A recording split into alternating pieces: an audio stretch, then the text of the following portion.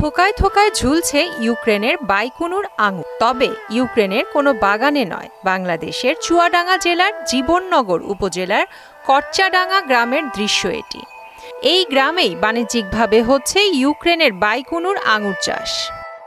চুয়াডাঙ্গা জেলার জীবননগর উপজেলার কচ্চাডাঙ্গা গ্রামের কৃষক আবুল হোসেন অনেক আগে থেকেই ভিন্নধর্মী চাষাবাদে বেশ আগ্রহী তিনি। বছরখানেক আগে বাইকুনুর আঙ্গুর গাছের চারা সংগ্রহ করে 1 বিঘা জমিতে চাষ শুরু করেন। এরপর 9 মাসের মাথায় গাছে ফুল আসে আর 11 মাসের মাথায় ফল হারভেস্ট শুরু হয়। 11 মাসের মধ্যে আমার এই আঙুরের কালার চলে এসে অলরেডি মাল বেচাও শুরু করেছি। বিশেষ করে বাগান চাষে আঙুর চাষে আমি উদ্বুদ্ধ হয়েছি। অনেক বছর থেকে আঙুরের প্রতি আমার নজর আছে।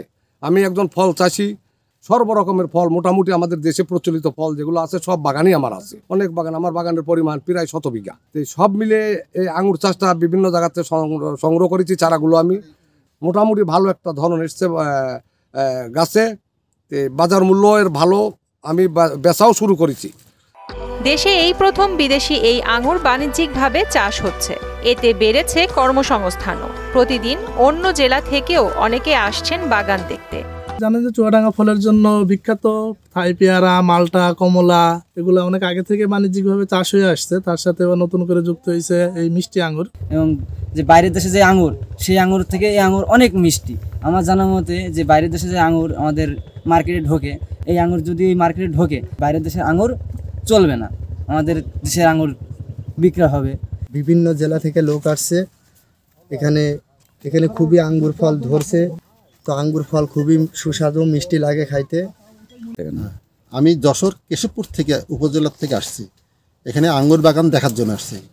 আঙ্গুর বাগান আমি এর আগে যতগুলো বাগান দেখছি তার মধ্যে সবচেয়ে 1 নাম্বার দেওয়া যায় এই বাগানটা, সবচেয়ে বেশি আঙ্গুর ধরছে। বাজারে চাহিদা থাকায় কৃষকরা আঙুর চাষে দিন দিন উদ্বুদ্ধ হচ্ছে বলে মনে করেন কৃষি বিভাগ।